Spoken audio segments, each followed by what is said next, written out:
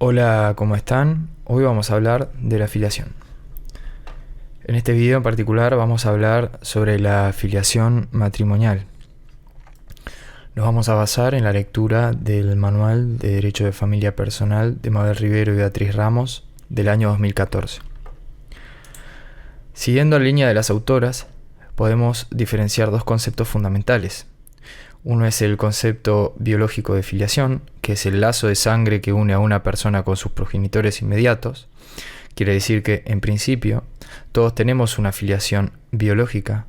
Es ese lazo de sangre que nos une genéticamente a otra persona, pero que, sin embargo, no nos da el derecho al nombre, derecho a los alimentos, derechos sucesorios, entre otros. Para poder tener esos derechos y otros, es necesario que se nos emplace en la calidad de hijo. Ahí es cuando aparece el concepto jurídico de filiación, que es el vínculo jurídico que nace en los casos establecidos por la ley entre personas que descienden unas de otras, como es el caso del hijo biológico, o se reputan descender unas de otras, como en los casos en los que hubiera operado una adopción plena, nos dicen las autoras. Entonces tenemos que las fuentes de la filiación pueden ser por naturaleza, por técnicas de reproducción humana asistida o por adopción. Esas son las tres fuentes de la filiación. Otro concepto importante a tener en cuenta es el emplazamiento. El emplazamiento es la situación en la que queda la persona cuando se cumplen los requisitos legales establecidos para obtener la filiación, ya sea matrimonial o extramatrimonial. No se usa el término como se lo usa, por ejemplo, en el derecho procesal, en el cual una persona tiene que cumplir con determinado plazo, sino que se lo usa en el sentido anteriormente dicho. También tenemos que diferenciar lo que es una presunción de una ficción, porque, como vamos a ver, el emplazamiento se puede dar mediante una presunción o una ficción, y eso va a afectar en cuanto a su desplazamiento después. Como dijimos, si el emplazamiento es la situación en la que queda colocada una persona, el desplazamiento es la situación en la cual se remueve a la persona de ese lugar, a la persona la cual obtuvo la filiación. Bien, la presunción es un mandato de la ley en el cual se manda tener por cierto un hecho.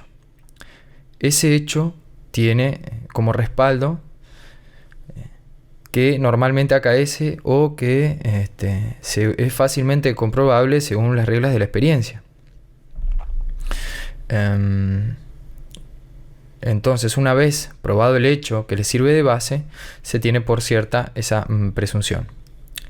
Por ejemplo, el legislador, cuando estaba creando la presunción de paternidad, como vamos a ver acá en el 2.14 y 2.15,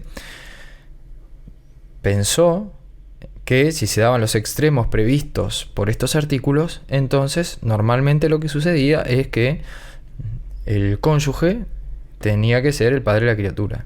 El marido de la madre tenía que ser el padre de la criatura. Sin embargo, la ficción es contrafáctica, no se puede comprobar, normalmente no acaece y no tiene un hecho cierto como base.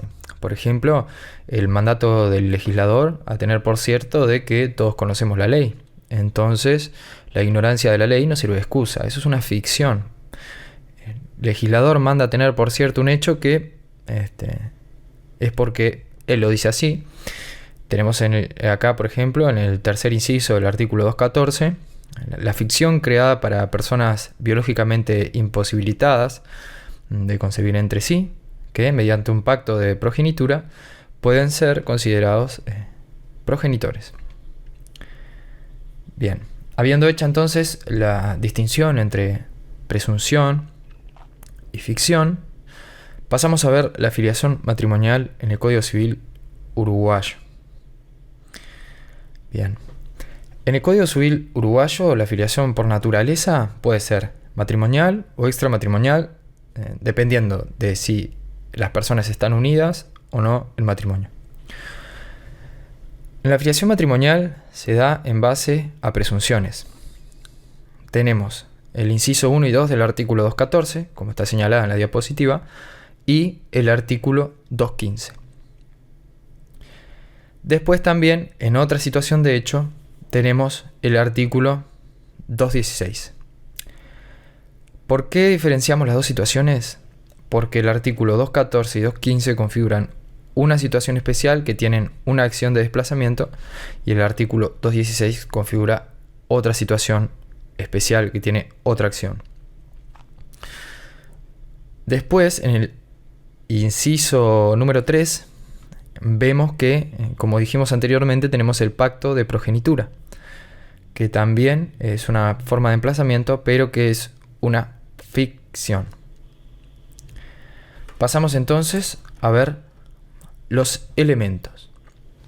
En la filiación matrimonial, entonces, como dijimos que se da mediante presunciones, tenemos el artículo 214 más los plazos exigidos por el 215.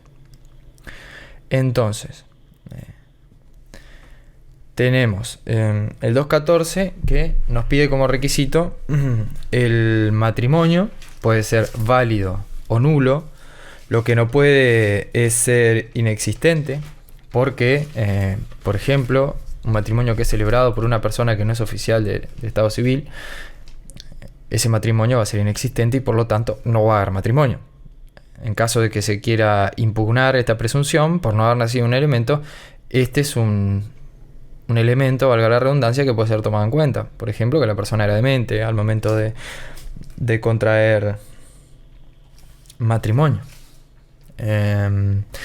Maternidad de la cónyuge es algo que sea por cierto, o sea, tiene que ser hijo de esa mujer. En principio se toma como la maternidad sea por cierta, pero se puede demostrar lo contrario. La vida de consuno, que es vivir como marido y mujer y darse trato afectivo o carnal también. Esto no tiene que confundirse con el deber de fidelidad, ya que pueden estar las personas viviendo de consuno, pero puede haber una infidelidad. Igualmente esa criatura puede seguir siendo hijo de su padre. Y después la concepción durante el matrimonio, que nos dice, el artículo interpreta que 215 dice que se entiende concebida durante el matrimonio la criatura nacida fuera de los 180 días de su celebración y dentro de los 300 de su disolución. Bien, entonces pasamos ahora al artículo 216. El artículo 216 toma un supuesto distinto. Como vemos, nuestro Código Civil, estos artículos parten de un sistema conceptivo nativo. Se toma en cuenta el momento de la concepción, pero también el momento del nacimiento. Como ustedes ven, en el artículo 214 y 215 se pedía, para que nazca esta presunción, la concepción durante el matrimonio.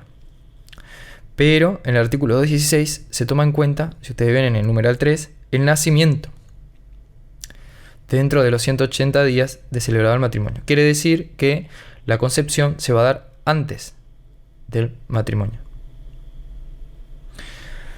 Bien. En el 216 entonces, como dijimos, el matrimonio, que puede ser válido o nulo, la maternidad de la cónyuge, después el nacimiento dentro de los 180 días de celebrado el matrimonio y conocimiento del embarazo con anterioridad de contraer el matrimonio o aceptación de su paternidad expresa o tácita. Si se dan todos estos elementos, entonces van a ser la presunción de paternidad del artículo, o la presunción de filiación matrimonial del artículo 216 del Código Civil. Como ustedes ven, en esta presunción no se pide vida de consuno, y esto es porque la concepción no se dio, como dijimos recién, no se dio durante el matrimonio. Bien. Estas son entonces las dos presunciones de una llamada la presunción de paternidad del marido o la madre, y la otra que ahora vamos a ir, que no es una presunción, sino una ficción, que es el acuerdo expreso y escrito del artículo 214, inciso 3. Volvemos. Si ustedes ven, el artículo 214 dice: exceptúanse de los dispuestos en el inciso anterior las personas que están imposibilitadas biológicamente entre sí para la concepción y antes de la fecundación del óvulo, ambos acepten bajo acuerdo expreso y escrito ser progenitores jurídicos del hijo matrimonial. El consentimiento para la concepción como persona ajena al matrimonio será revocable con las mismas formalidades hasta el momento de la concepción. Es nulo todo acuerdo firmado entre cónyuges o concubinos referido a la concepción de una criatura fruto de la unión carnal entre hombre y mujer, sin perjuicio de las obligaciones que la ley prevé para el cónyuge no consiguiente respecto del hijo concebido. Acá remarca el penúltimo inciso que leímos, el último inciso que leímos, remarca que tienen que estar biológicamente imposibilitados. O sea, ya sea personas homosexuales o personas heterosexuales que están biológicamente imposibilitados. Bien. Bajamos. Bien. Esta ficción, entonces, ahora vamos a ver, cuando veamos las acciones, va a tener un distinto desplazamiento. Bueno, para no hacerlo muy largo, también tenemos, como dijimos, una de las fuentes de la filiación es la que se da mediante técnicas de reproducción humana asistida, siempre y cuando se dé la infertilidad y los extremos previstos, o mediante los procedimientos previstos por el artículo 1 también de la ley 19.167. Ahí tenemos una fuente de la filiación. Siguiendo a las autoras, remarcamos ahí dos situaciones que son especiales. Se admite la gestación subrogada y se puede dar algunos temas con la filiación. La gestación subrogada es lo que sería el alquiler de vientre, pero no sería un alquiler de vientre. O sea, se prohíbe el alquiler de vientre en el artículo 25, pero se admite que otra persona le preste el vientre a la mujer que está enferma para poder tener un hijo. Siempre y cuando se cumpla con los requisitos que dice ahí el artículo, que dice que sea un familiar de segundo grado de consanguinidad o de su pareja. Y en los artículos siguientes remarca el tema de la filiación, que dice que la filiación corresponderá a las personas que firmaron el contrato de subrogación de la gestación. En este caso, la mujer que estaba enferma y su pareja y el familiar, en este caso. La filiación materna estará determinada por el parto cesárea de la madre biológica o, en su caso, por la mujer cuya gestación ha sido subrogada. Acá las autoras entienden que la filiación materna no es quien la da a luz, sino quien firma el pacto o el acuerdo de gestación subrogada. Otra situación también es que puede haber un hijo póstumo. Esto quiere decir el hijo que nace después de la muerte de uno de sus padres por técnicas de reproducción humana asistida. También es una fuente de filiación. Se tiene que dar por escrito un consentimiento. Bien. Y por acá terminamos. Después, también otra de las fuentes es la adopción. Como sabemos, la adopción puede ser con efectos limitados o adopción plena. La adopción plena es una fuente de filiación. La persona queda emplazada en la calidad de hijo. En la adopción con efectos limitados, sin embargo, no. Pero aún así la persona tiene determinados derechos sucesorios y alimentos, pero es porque la ley lo dice expresamente que los va a tener. O sea, se da un mandato por ley a que la persona adoptada con efectos limitados, aunque no tiene filiación, va a tener los determinados derechos que dijimos, que usualmente o generalmente nacen una vez de emplazado el hijo en la calidad de tal. Bien, por acá el video con la introducción. Después vamos a seguir con los medios impugnatorios de la filiación matrimonial.